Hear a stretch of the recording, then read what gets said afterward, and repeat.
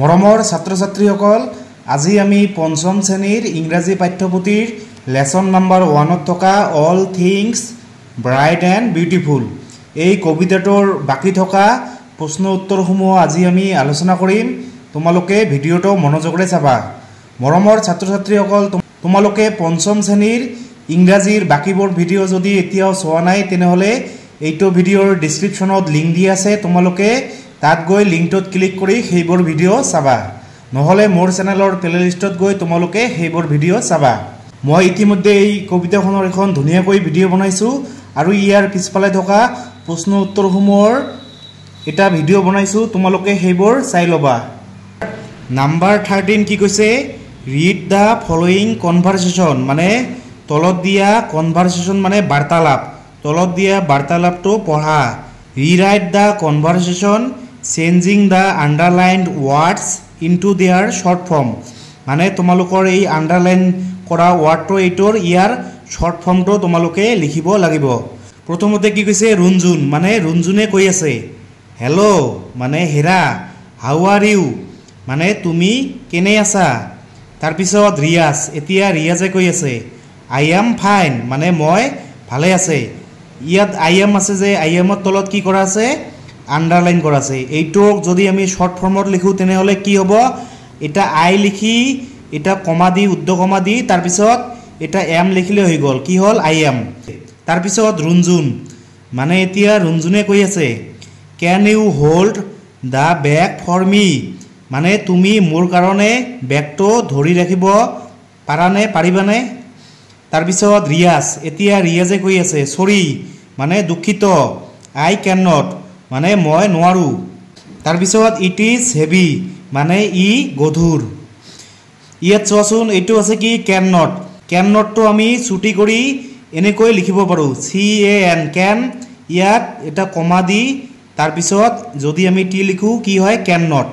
ইয়াৰ এইটোৰ short form হৈছে এইটো কেন নট। তাৰপিছত ইট ইজ, এইটো যদি আমি শ্বৰ্ট কৰি লিখোঁ তেনেহ'লে কি হ'ব IT ইট, এটা কমা দি ইয়াত এছ দিবা ইটছ মানে ইট ইজ। তাৰপিছত নাম্বাৰ 14 কি কৈছে, complete the followings, you may choose words given in the box, rewrite the complete sentence, মানে তোমালোকে এই বাকচটোৰ পৰা এই শব্দবিলাক লৈ তোমালোকে ইয়াত লিখিব লাগিব। প্ৰথমে এ নম্বৰটো কি কৈছে, ফুড ইজ টু ইট মানে খাদ্য খোৱাৰ বাবে, এছ ৱাটাৰ ইজ টু, ইয়াত কি হ'ব ড্ৰিংক মানে পানী পি খোৱাৰ বাবে, তোমালোকে ড্ৰিংকটো ইয়াত লিখিবা ড্ৰিংক মানে পি খোৱা। তাৰপিছত বি নম্বৰটো কি কৈছে, বাৰ্ড ইজ টু ছিং মানে চৰাইয়ে গান গায়, এছ ডগ ইজ টু, ইয়াত কি হ'ব বাৰ্ক মানে কুকুৰে কি কৰে বাৰ্ক মানে ভুকে, ইয়াত আছে বাৰ্ক, বাৰ্কটো ইয়াত লিখিবা, বাৰ্ক মানে হৈছে ভুকে। তাৰপিছত নাম্বাৰ চি কি কৈছে, আৰ্থ ইজ টু গড মানে পৃথিৱীখন কাৰ ভগৱানৰ, as machine is to man মানে মেচিন কাৰ, মেচিন মানুহৰ বাবে, তোমালোকে মেন, ইয়াত মেন আছে মেনটো ইয়াত লিখিবা।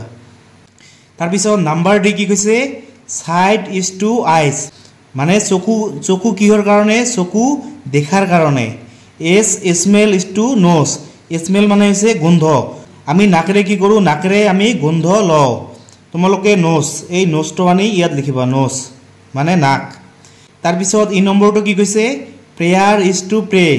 মানে প্ৰাৰ্থনা কি, প্ৰাৰ্থনা কৰাৰ কাৰণে, S games is to play, games মানে হৈছে খেলা, খেলা কিহৰ কাৰণে, খেলা খেলিবৰ বাবে, তোমালোকে ইয়াত লিখিবা প্লে, এই প্লেটো আনি ইয়াত লিখিবা, প্লে মানে হৈছে খেলা। তাৰপিছত নাম্বাৰ 15 কি কৈছে, write two words ending with MB, তোমালোকে দুটা শব্দ লিখিবা, শেষত কি থাকিব লাগিব, শেষত MB থাকিব লাগিব। ইয়াত কি আছে থাম, THUMB, শেষত কি আছে MB। তাৰপিছত DUMB ডাম, ডাম মানে হৈছে কি বোবা। তাৰপিছত মই ইয়াত কি লিখিছোঁ কম,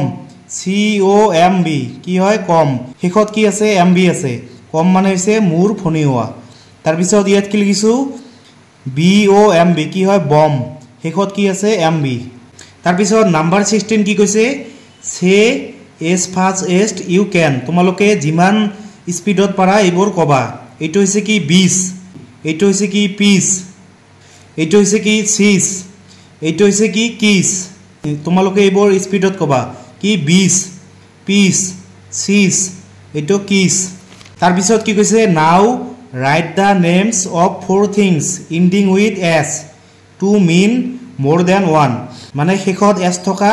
মানে চাৰিটা শব্দ লিখিব লাগিব মই ইয়াত লিখিছো এইটো কি ডি ও জি এস কি হয় ডগস ডগস মানে হৈছে কুকুৰবোৰ ডি ও জি ডগ ডগ মানে হৈছে কুকুৰ মানে এটা কুকুৰ যেতিয়া ইয়াত আমি এস লগাই দিম কি হ'ব বহু বচন হৈ যাব ডগস মানে কুকুৰবোৰ তাৰ পিছত এইটো কি বাৰ্ড বাৰ্ড মানে হৈছে চৰাই ইয়াত এস লগাই দিছো কি হৈছে বাৰ্ডস মানে চৰাইবোৰ এইটো কি সি ও ডব্লিউ কাউ কাউ মানে হৈছে গৰু ইয়াত এস লগাই দিছো কি হৈছে গৰু বৰ এইটো হৈছে ট্ৰি ট্ৰি মানে হৈছে গছ শেষত আমি এস লগাই দিছো কি হৈছে ট্ৰিজ মানে গছবোৰ ইয়াত সি এ টি কি ক্যাট ক্যাট মানে হৈছে মেকুৰী এস লগাই দিছো কি হৈছে বহুতো মেকুৰী মানে ক্যাটস মানে মেকুৰী বৰ তাৰ পিছত নাম্বাৰ 17 কি কৈছে complete the following by using and but so or therefore তোমালোকে এণ্ড বাট সো দেয়াৰফৰ এইবিলাক দি এই খালি ঠাইবিলাক পূৰণ কৰিব লাগিব নাম্বাৰ 1 কি কৈছে হপ দা গ্ৰাছ হোপাৰ মানে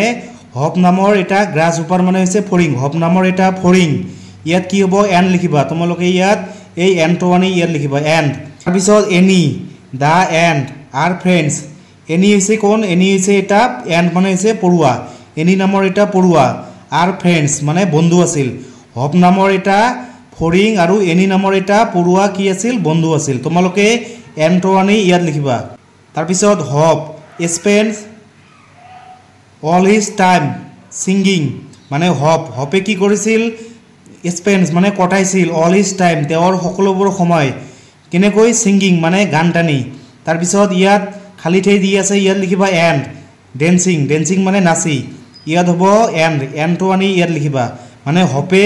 তেওঁৰ সকলো টাইম সকলো সময় কেনেকৈ কটাইছিল গান গাই আৰু ডেন্সিং মানে নাচি তাৰ পিছত কি কৈছে দেখ any loves to walk all the time ইয়াত কি হ'ব বাট লিখিবা এই বাটটো আনি ইয়াত লিখিবা বাট মানে হৈছে কি কিন্তু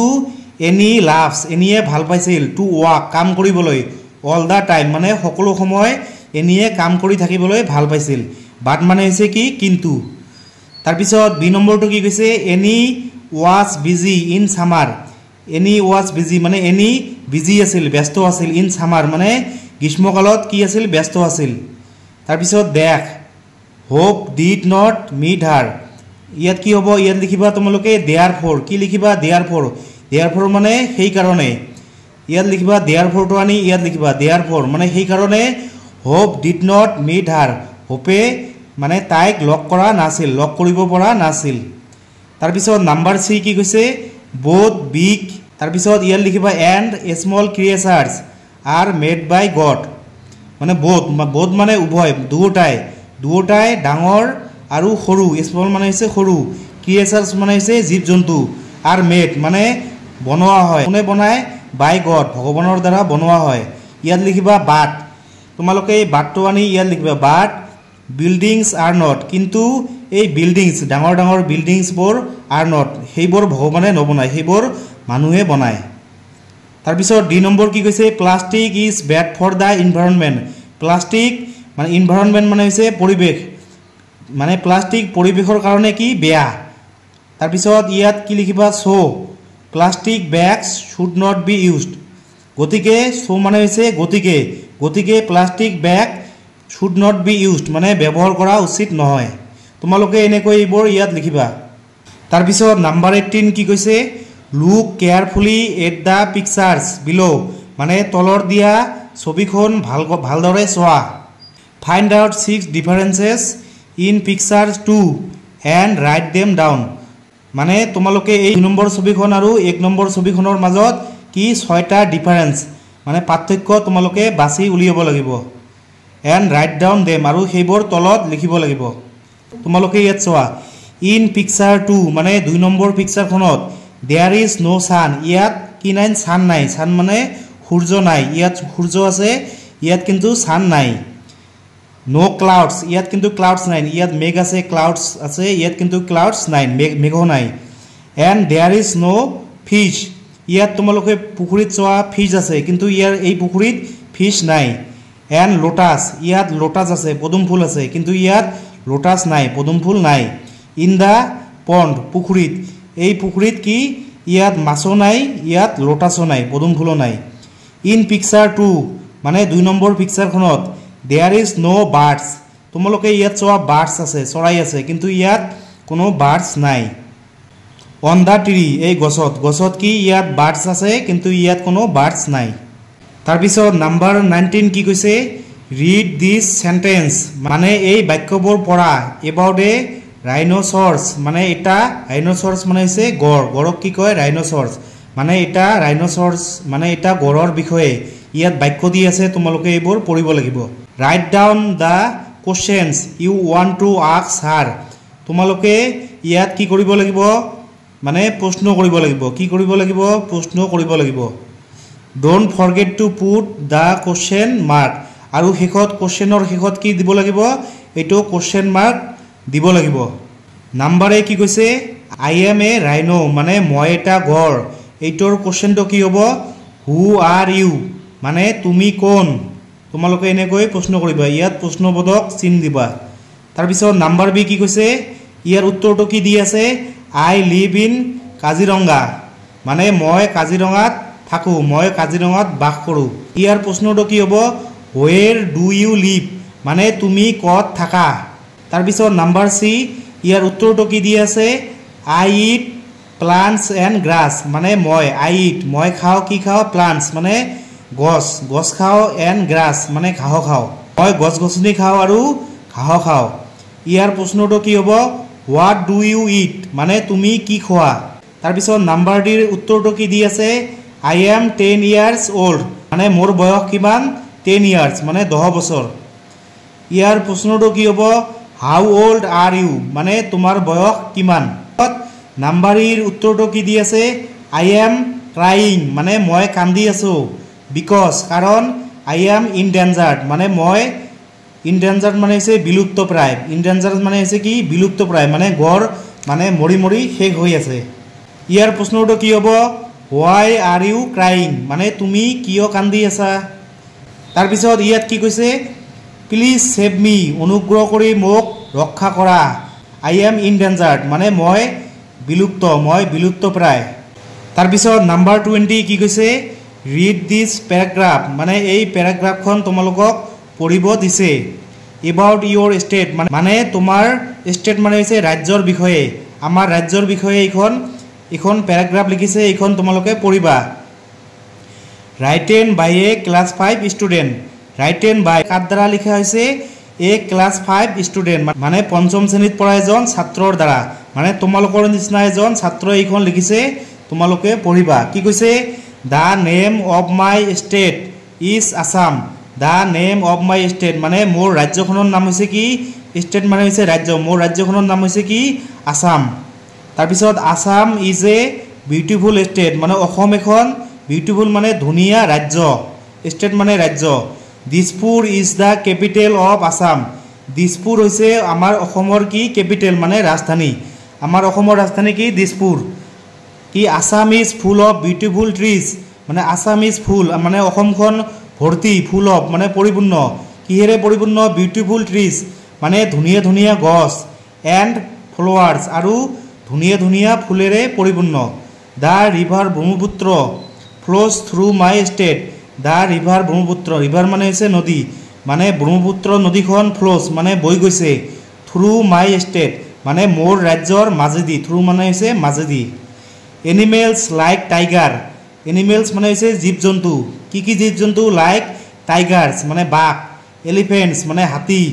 ৱাইল্ড বোট তাৰপিছত বাফেলোছ মানে ম'হ এণ্ড ডিয়াৰ মানে হৰিণ live in the forest of Assam এইবোৰ বাস কৰে ক'ত বাস কৰে ফৰেষ্ট মানে হাবিত জংঘলত অফ আছাম অসমৰ হাবি জংঘলত এই জন্তুবোৰ বাস কৰে সেভাৰেল বাৰ্ডছ ভিজিট মাই ষ্টেট সেভাৰেল মানে হৈছে বহুতো চৰাই ভিজিট মানে দৰ্শন কৰে আহে মাই ষ্টেট মোৰ ৰাজ্যত ডিউৰিং দ্য উইণ্টাৰ মানে শীতকালত বহুতো চৰাই মানে মোৰ ৰাজ্যত আহে মানে অসমলৈ আহে আই লাভ মাই ষ্টেট মানে মই মোৰ ৰাজ্যখনক বৰ ভাল পাওঁ। আমাৰ ৰাজ্যখনৰ নাম কি? অসম। মই অসমখনক বৰ ভাল পাওঁ। তাৰপিছত কি কৈছে? Now write 5 sentence about your town or village. এতিয়া তোমালোকে তোমালোকৰ গাঁও বা চহৰৰ বিষয়ে মানে 5টা বাক্য লিখিব লাগিব। মই যিহেতু গাঁৱত থাকোঁ, ভিলেজ, গতিকে মই ইয়াত আমাৰ গাঁৱৰ বিষয়ে 5টা বাক্য লিখিছোঁ। তোমালোকেও এনেদৰে লিখিবা। কি লিখিছোঁ? The name of my village is Jinkata মানে মোৰ গাঁওখনৰ নাম হৈছে কি? জিনকাটা। ভিলেজ মানে হৈছে গাঁও। It is in Dhubri district. এইখন ক'ত? এইখন হৈছে ধুবুৰী জিলাত। তাৰপিছত নাম্বাৰ 3 কি লিখিছোঁ? There is a small river in our village. আমাৰ গাঁৱত এইখন কি? সৰু ৰিভাৰ মানে নদী আছে। এইখন সৰু নদী আছে। তাৰপিছত নাম্বাৰ 4